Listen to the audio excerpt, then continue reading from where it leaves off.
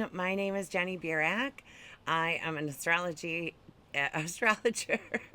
I was going to say an astrology healer, I guess. Yeah, I do use the chart as a tool to pick up the subconscious patterns that we are unlearning. Is what Metatron is saying, and linking to the stories where they originated and doing the healings there. And I work with Archangel Metatron. He was known as the Holy Spirit in the Bible. And yeah, so we are going to talk about the new moon in Taurus. I wanted to mention L. Davis. You left a comment in the last video because I was trying to think of the name of the Up and Over video. So thank you for that. Up and Over is the video that I was referring to about the timeline hop that we're about to make going into this eclipse season. The first eclipse will be May 25th or 26th, and this is the last new moon before we make the leap. So the new moon will be in Taurus. It will be at 21 degrees and change, so 22 degrees of Taurus. And the Sabian symbol is a white dove flying straight and fearlessly over rough waters. And of course, in the Bible, the Holy Spirit was symbolized with the dove. So you can see in the background in front of the little vase of flowers, there's a little girl, earth angel, holding the dove up in her hand. He pointed that out to me years ago, so I've had that for a while. But, a lot of the astrology is about flying over troubled waters, or, whatever circumstances that you're going through with that full moon in Scorpio, because Pluto was ruling that full moon and stationary at the time, about to move retrograde for 5 months. Just know that if you haven't had anything come about that was surprising, or where you're going to need to make a shift, then that could come later during that 5 month period, or even like as he begins to move forward again. So I just wanted everybody to know that. I mean, it's not like the tower moments are really to teach us how to rise above and not be bothered, and to trust.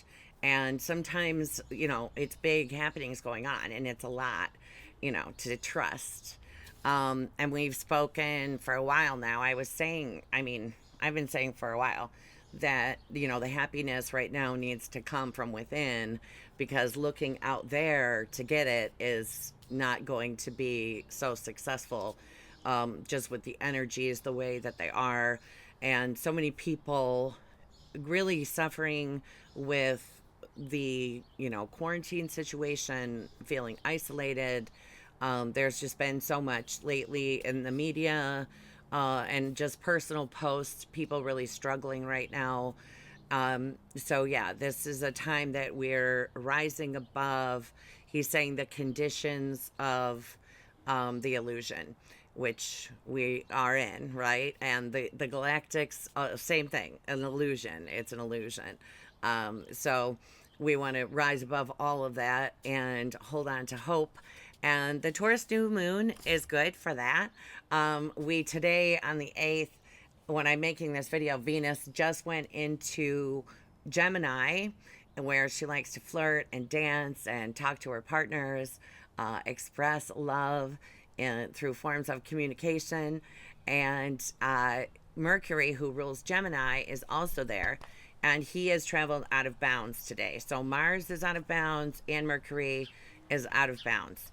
And so if you've got the busy mind, or, you're just feeling stress or anxiety, that's the astrology, especially because Jupiter is at the anaretic degree, the final degree of Aquarius. And of course, Aquarius is ruled by Uranus, the planet of change and sudden happenings.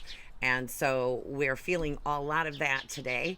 The moon is in Aries and Mars is in Cancer. And so they're in mutual reception going into this new moon, which gives us kind of an extra burst of energy, when Mars and the moon are working in that harmonious way.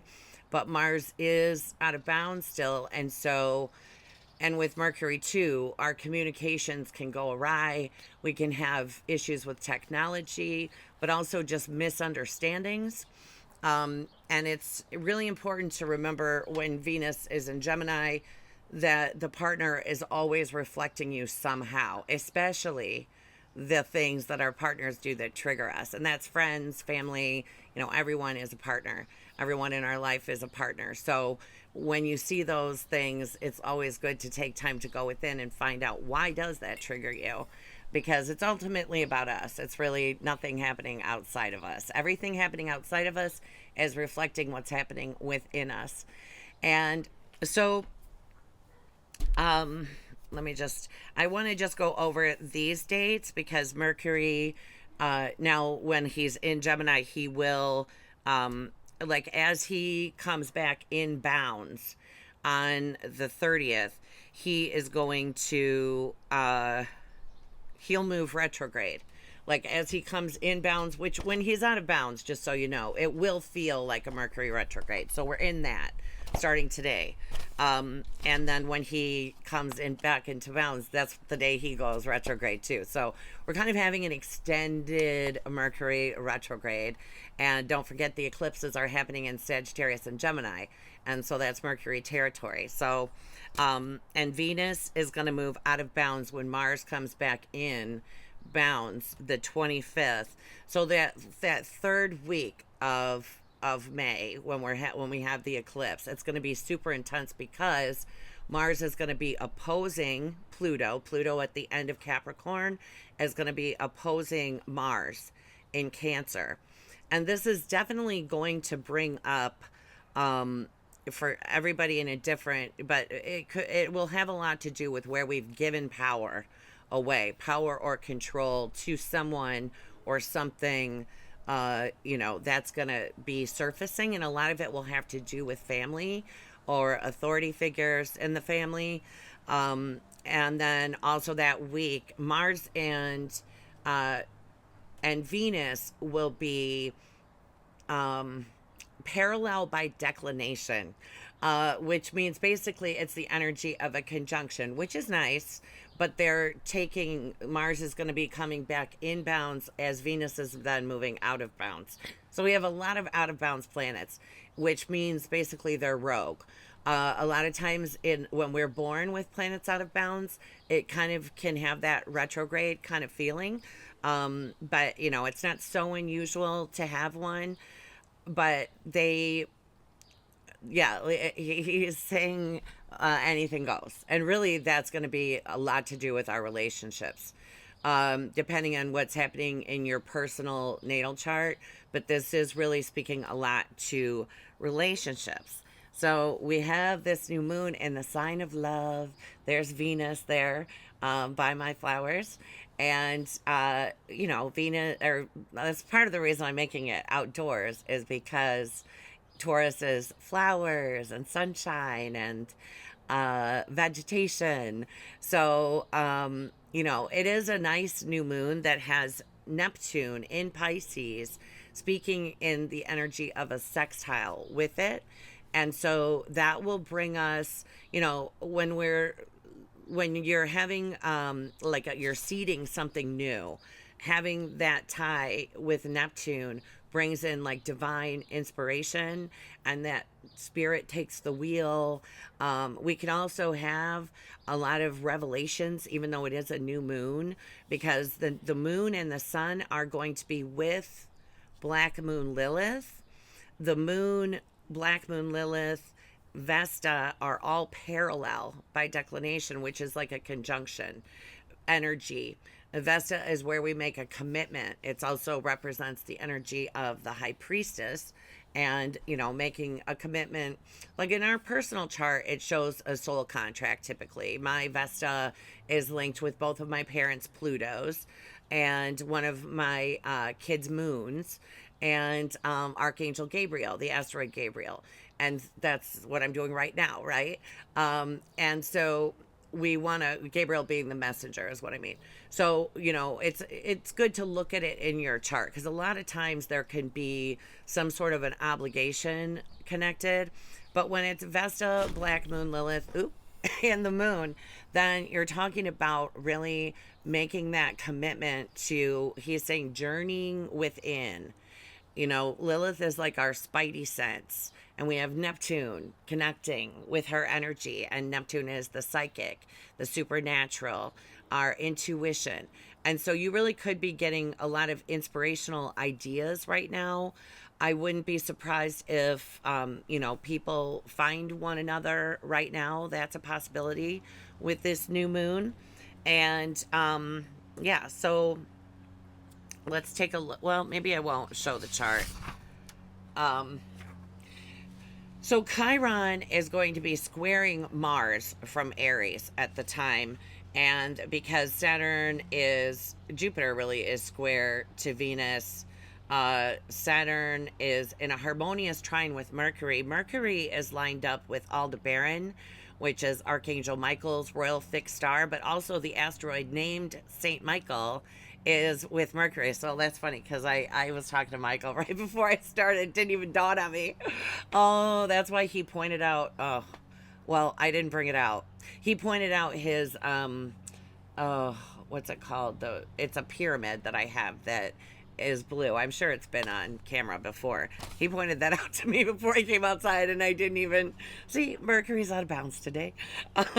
So yeah, I mean, part of the reason that a lot of people are going through feeling isolated and alone right now is because Sedna, Sedna is an Inuit legend. I speak about it with clients a lot, because some people have a, very strong Sedna. And Sedna is like the same, defined the same way as Pluto. So she's important. She's just one that we, just got around to discovering kind of recently, not so recently. But we don't know a whole lot about her. But the legend is a very sad legend of the feminine being abused by the patriarchy. We've all been both, so it doesn't really matter what we are right now. And, her grit and her resolve and how she lived through it. But also she pledged to be lonely the rest of the days on the earth, rather than to be in a partnership with a man or to trust a man again. But it is a lot to do with loneliness and like what comes up. We talked about it in the last video, like the deep parts of us that feel that we've, been misused, been hurt.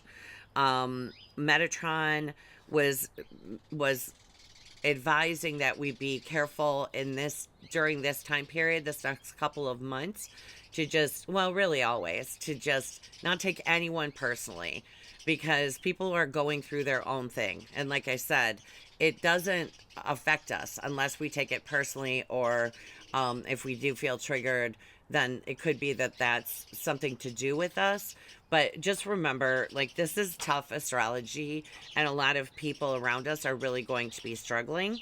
I'm sure in this next period moving forward, there will be more disinformation going out when you look at the astrology, and people kind of getting sucked in by the drama of it all, and people just really like victimhood, I think. I don't know. A lot of people feel like a lot of stories with the subconscious say that in order to be helped, we should be a victim.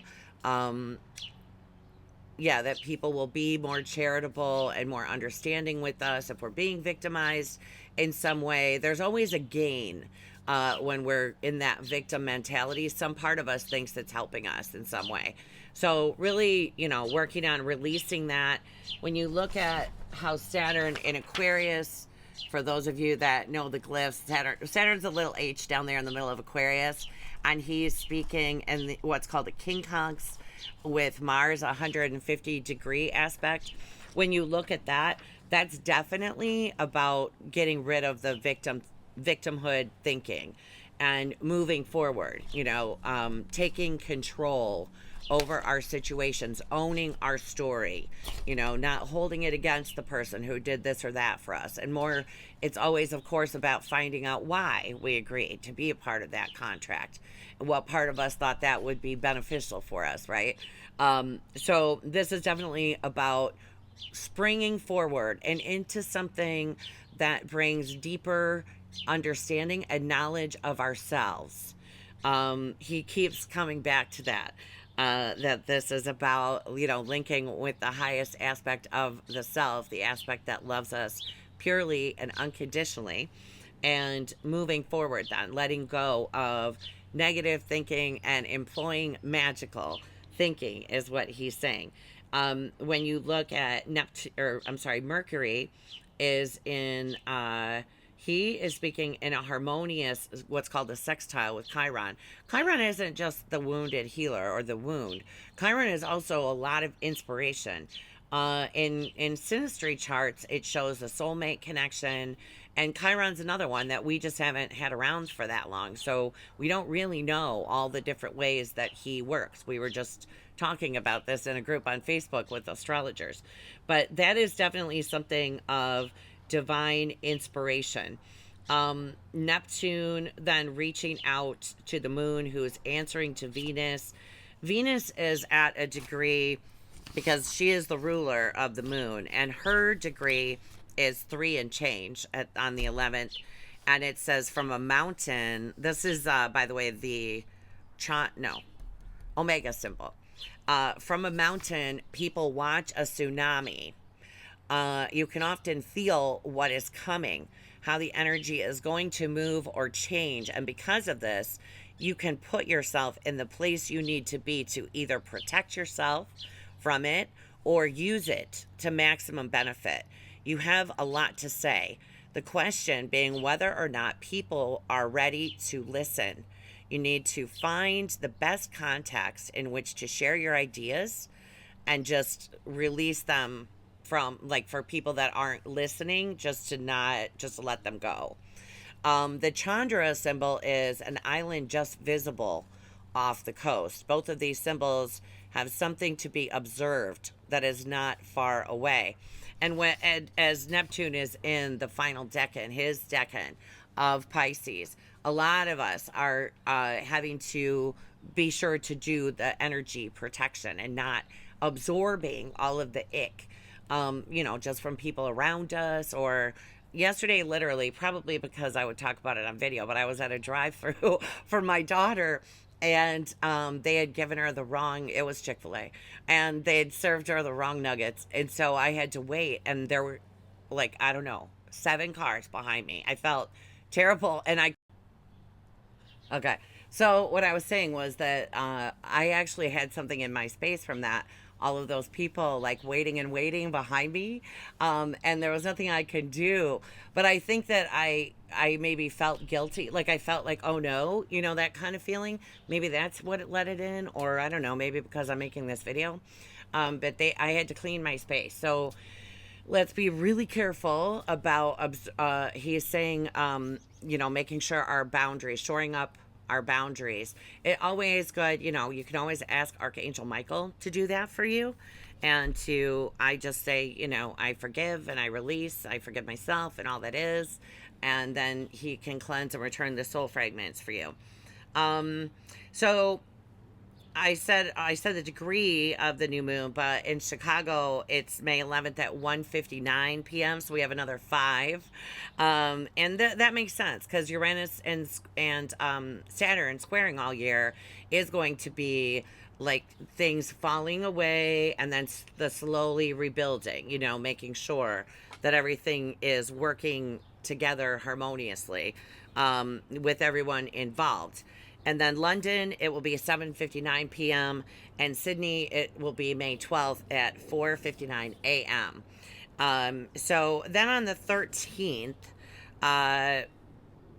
Jupiter will enter Pisces. So the last time that Jupiter was in Pisces was the first half of 2010. Jupiter went really quickly through Aquarius. He'll go back in July 29th. He'll leave Pisces and move back into Aquarius, but he's going to be in Pisces this next while. So we'll have the two rulers of Pisces in their sign. So I expect will be, it'll be a lot to do with the oceans in the news coming up, melting, that kind of thing. I'm not really seeing a whole lot else. He's not really giving me too much more with that. But waves. We've been having the wave. I know so many of us are having wave dreams for a long time. On the 19th, Venus will trine Saturn, and so that will affirm a decision, or something will fall away, depending. If it's got the power to last and everybody is, if it's going to be fruitful for everyone and beneficial and everyone's in agreement, you'll know whether or not, and that during that week. And that's the week, again, that we move into the eclipses. That's just 5 days before the eclipses. The 20th, of course, we start the Gemini season. Happy birthday to all the Geminis. I have, I have a lot of Gemini clients because of my own placements. And then on the 23rd, Saturn will move back. And he will move back until October 11th, so 111. And that he's going to go back to where he was this past Valentine's Day. So in other words, depending on what Saturn, how active he is in your chart, how important he is for you, you're going to be going back over, he's saying revising, making revisions, cleaning things up. He's showing me like an eraser, erasing a little tiny smudge. So, Saturn likes to make sure that the foundation is secure so that we can build something. And that's the 23rd. That's right as we come into the energy. We'll be in the dark. Well, we're in the dark of the moon now. When we come into full moons, I think like 2 days. I mean, it depends on how sensitive you are. Some people feel it much earlier than that. But the day before, the 25th, the Scorpio moon will harmoniously link. So a nice flow of energy to Mars in Cancer and then over to Neptune in Pisces. That is a huge upgrade and really being able to see the truth of who you are. And he was really emphasizing that a lot as we were going over, he's saying like for those of you seeking divine inspiration, he's showing me like the lottery comes in that day. Also, it's really like the full moon energy is already there. So, and that is a big full moon. And so that'll happen on the 25th. So, you might start feeling that on the 24th-ish. But just try to take some time to, spend a little time meditating or asking questions. He's saying reaching out for help. And then he also was talking about the bountiful, he's saying, spiritual gifts that we have coming in for us now.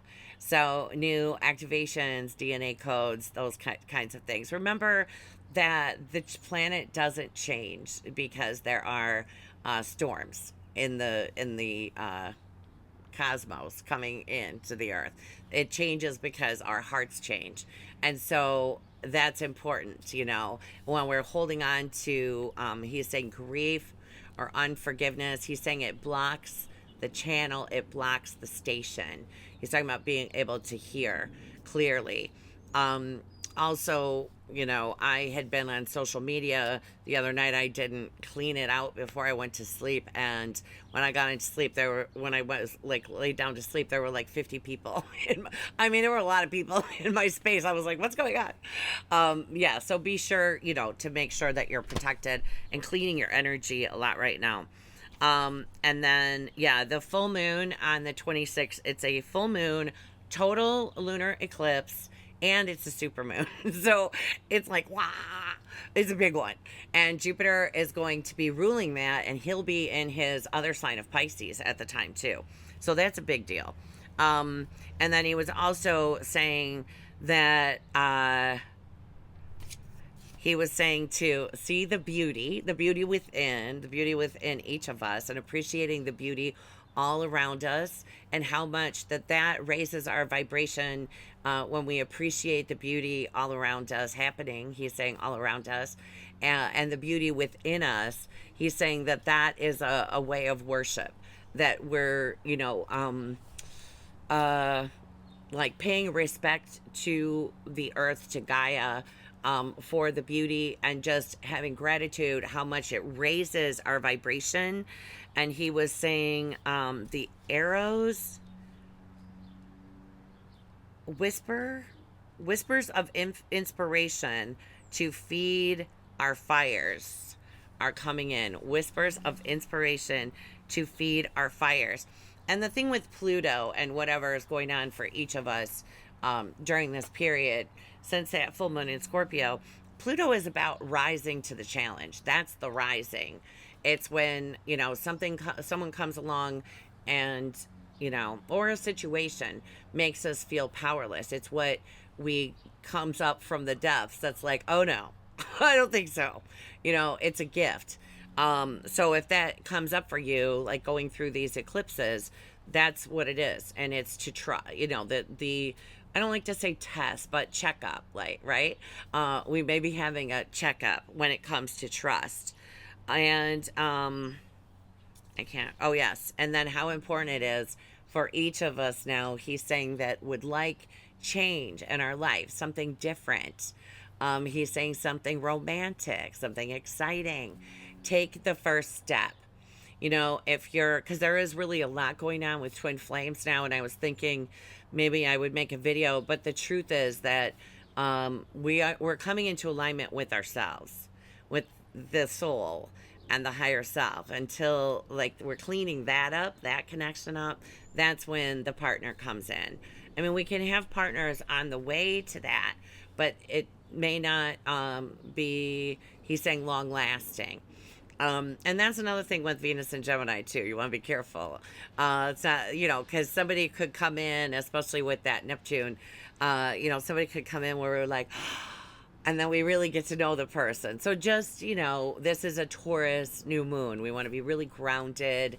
And yeah, but I mean, I wouldn't be surprised if a lot of people found one another during this period. But I wouldn't like be rushing into anything. But yeah. Everybody's got their own thing happening, right? So I also just wanted to mention, as far as the poke, that, I think it's important that we keep in mind other people's readers' medical histories. When it comes to this, of course, that's an individual choice. And I knew ages ago that I would get it and which one. I know very well that you can raise the frequency to the vibration of pure unconditional love. I do it all the time.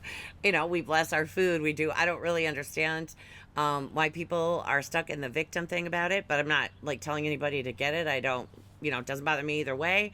I wanted my daughter to be able to be in her programs. And when I was offered so I talked about the 3 different ones that we have in the United States. Also very important to remember, they're not the same. They don't look the same energetically either. So I'm not going to address one outside the United States. I do have a friend who got that. She doesn't have any circulation issues, but I know someone else who was hospitalized for blood pressure issues, and they were told that it wouldn't be a good idea for them. Like I said, it's individual, choice. But I signed up for the one that I did not want because I want my daughter to be able to go to day camp. And I took the appointment. I was like, Creator, I really don't think that this is the vaccine that I want. But I'll take this appointment. And then, a couple days later, they called and said, oh, you're not getting that. You're getting, and it was the one that I wanted. The one for me, that's right for me. And yeah, we raised the vibration of it before they put it in, and everything was fine. And really, it was more than fine. It was really an amazing. I ran into a woman I hadn't seen in 17 years. It was a great day. So everybody is going to have their own decision to make, and it's really important that we just come out of the whole victim story about it. That's just a lot of silliness. And no one can control us, and no one can make us feel anything. The planet is not going to lose free will choice. That isn't ever going to happen. And so, it's important that he's saying that free will be unhindered and is protected. Yeah. Okay. So, yeah, I don't know why he had me mention that. But yeah, I don't know. Metatron, do you have anything? Oh, okay. Yeah. So he's just pointing out that as we come into, he's really showing people, what he's showing me right now is maybe one-on-one personal contacts with people, that would be the way to go, like moving forward right now when we're in all of this. Um, he's saying hostile energy, that, the collective is feeling hostility, and people are easily offended right now, and it's going to, now that Mercury has moved out of bounds, that may be exacerbated.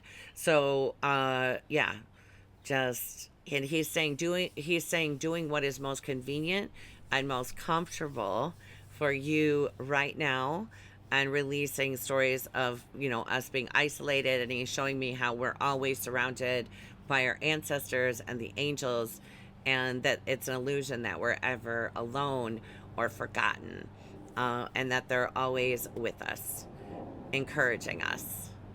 Yeah. Okay. All right, everybody. Let's see how long. Oh, I can't tell because the other one is put away. Anyway, you guys, I hope that everyone celebrating Mother's Day enjoys themselves this weekend. Happy Mother's Day to everyone who mothers out there.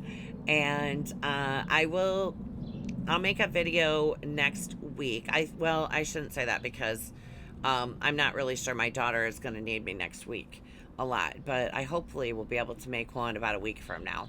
So anyway, everybody, take care. Thank you guys for all of the likes and comments, and I really appreciate it. I love hearing from you guys, and sending you so much love. Okay, bye bye.